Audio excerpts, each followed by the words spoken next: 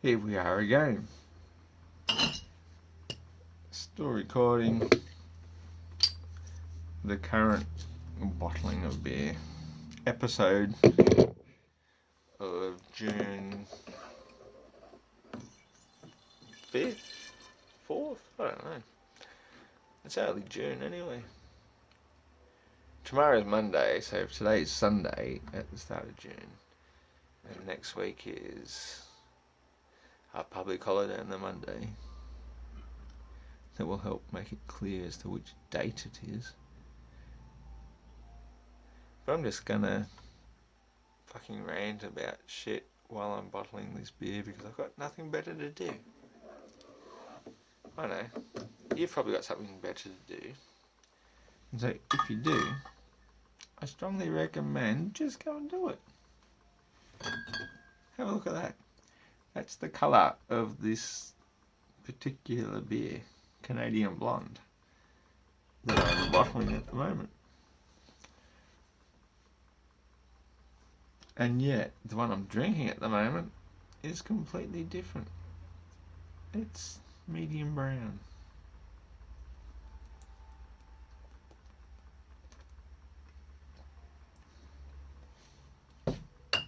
What I think is worth talking about again, because I haven't gone into it for a while, and I have expanded my philosophy on it quite a bit.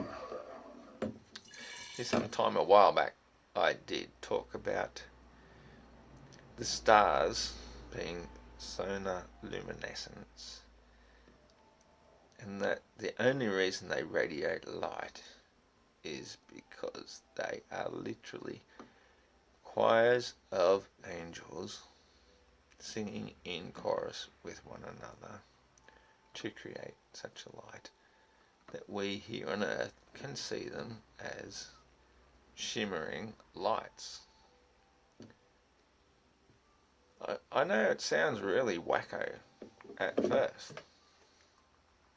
I know that, I'm not an idiot. I'm a halfway decently intelligent person who understands that somebody coming out with that without a reason comes across as a wacko, as an idiot, as an indoctrinated fool. And so I just want to let you know that yes, I'm an indoctrinated fool from years ago, but I escaped the indoctrination. I went beyond it of my own volition, and I found different reasons to explain phenomenon that we've just taken it for granted. We've never really questioned it. We're told that we're on a spinning ball going around the sun, and so for us that's good enough. We believe it because scientists have told us that. It sounds fair and reasonable. It explains our seasons because we're on a tilt, and there's so many good reasons to believe in a globe until you start questioning them and say, well, hang on a second, a globe in a vacuum of space, that's a little bit tricky, because you can't have atmospheres in a vacuum unless you've got a rigid sealed container, completely sealed on all sides, and it's very rigid. Did I mention rigid? Let me just say rigid one more time. It is quite solid. It's fucking rigid, okay? It has to be to contain a vacuum, or to contain anything without a vacuum. Within a vacuum, without the vacuum. I think without was a better word. Within, without. Come on, within. come on without you ain't seen nothing but the mighty Quinn.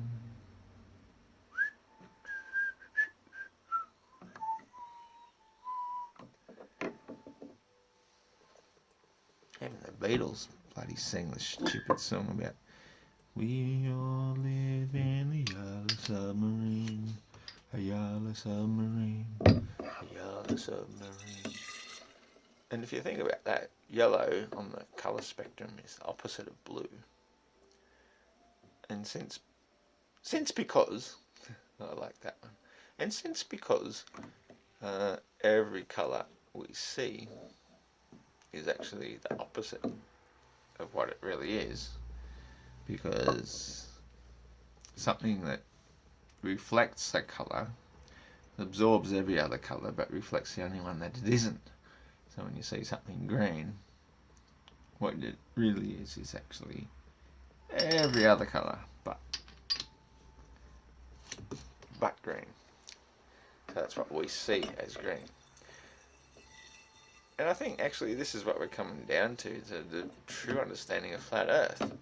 With observation. What we see. We're told what you see is what you get. And yet, we kind of know, don't we? We know intuitively that it's not what we see is what we get. We actually know it's the opposite. Opposite. Opposition. The sight opposing what we see. It's the opposite. So, why aren't you fulfilled with beer? Yeah, I'm going to spend a while bloody bottling, capping all this stuff in a little while. I'll do that off camera, just to save you the trauma of watching me cap all these beers. Opposite. Opposition. Opposition. Light. If a light shines in a forest and nobody's there to see it, does it really create light? That's the gist of where I'm going to with this philosophical debate, philosophical proposition. We know for a fact.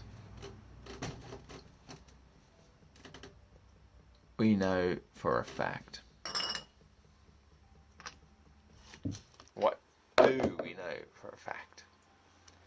We don't know shit for a fact. In fact, the shit we know is about the only fact we know. We don't know shit. We don't know anything. We have what we call 5 senses.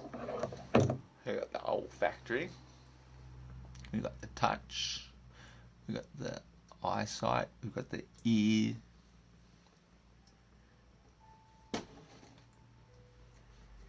hang on, let's work through this. This is taking me back to bloody primary school. Touch, taste. Taste is the 5th. So we've got touch, taste, smell, feel, see. 5 senses.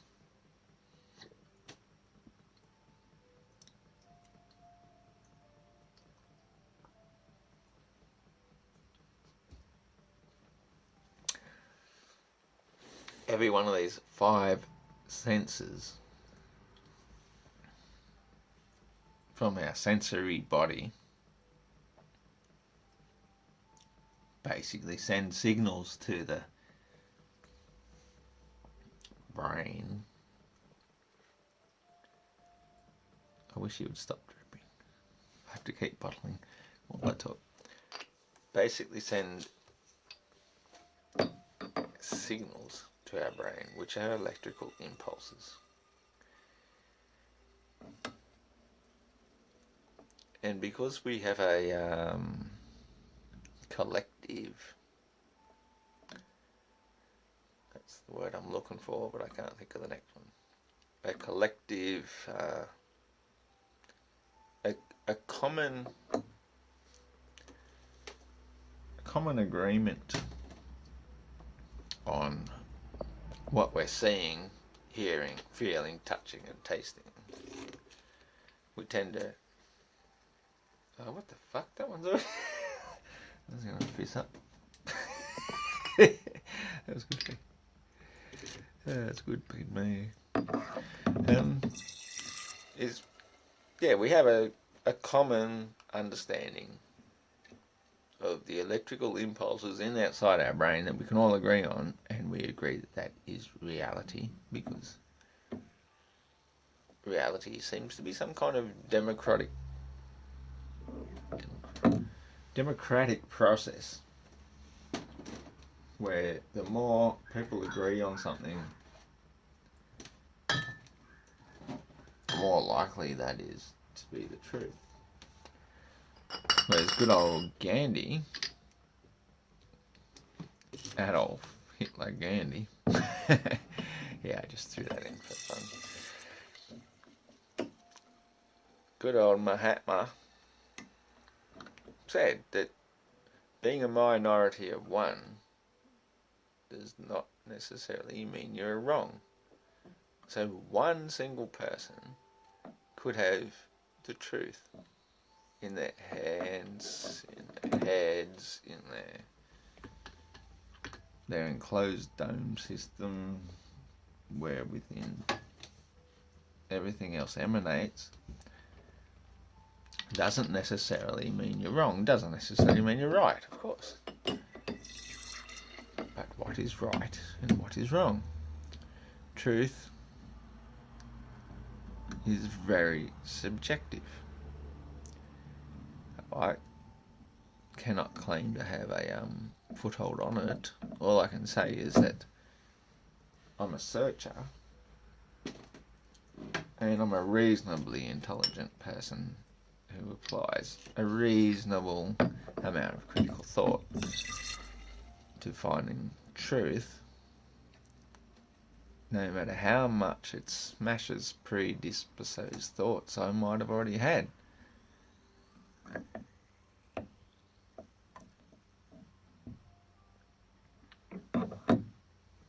And I think you find as you investigate the truth, the more you investigate it, the more you will realise that some of the most enlightened, intelligent people from our past history, they really knew what they were talking about.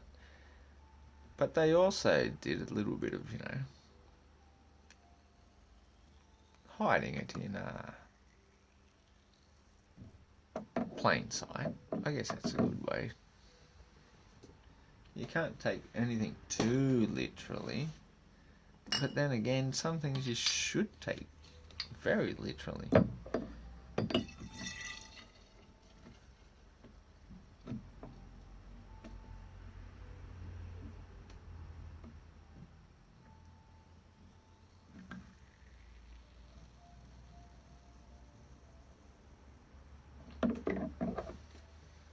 And this beer will literally be good to drink in 2 weeks after I cap it and let it store for me.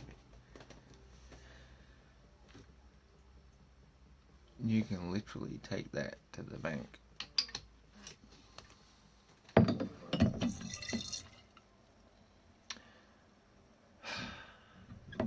I knew this was going to be one of these rants where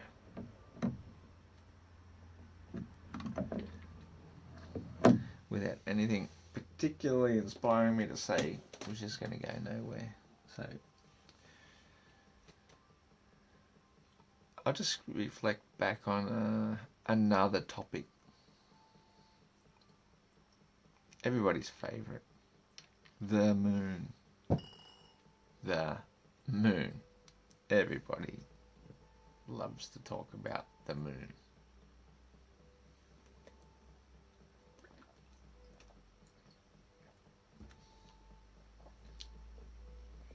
Every single day I come across flat tards who insist that the moon produces its own light. But then you get globetards who insist that the moon orbits around us while we're spinning at phenomenal speeds through space. Yeah, we're not just spinning faster than the speed of sound on our axis. That's just the very first speed. Almost, 1100 miles per hour. And then the next one is we're going around the sun. 67,000 miles an hour. No windscreen. No worries, because on global scale level shit, we can just ignore all that crap. Then the sun is racing through the galaxy. Just a quarter of a billion miles an hour.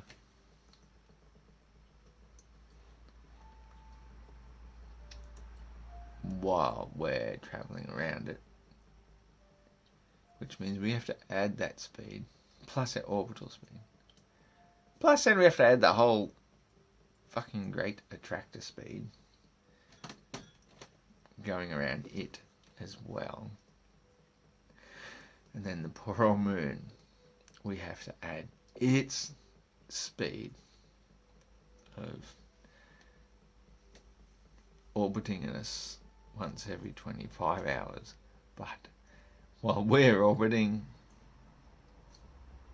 the sun, and the sun is orbiting, and then you see where this is going. There's so much phenomenal bullshit. Occam's razor says that the simplest explanation is usually the best. Now, I don't see us spinning around the sun. I see the same stars all the time.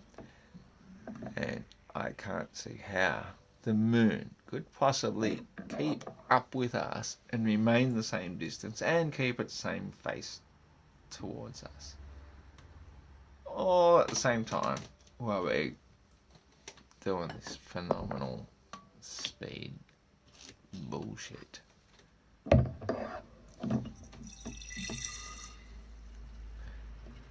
These people that talk about why you don't feel the speed. They say it's like being in an aeroplane. Once you reach cruising altitude and you're traveling 600 miles per hour, you don't feel any speed whatsoever. Well, I dare these people to stick their fucking hand out the window. Stick your hand out the window and tell me, do you feel speed? Now here on this globe Earth, where's the window? We don't have any windows. We are in the face of it. We are sitting on the face of the Earth as it travels through space. No protective barrier, no nothing. And you're trying to tell me that this atmospheric layer of gases protects us as we're spinning faster than sound.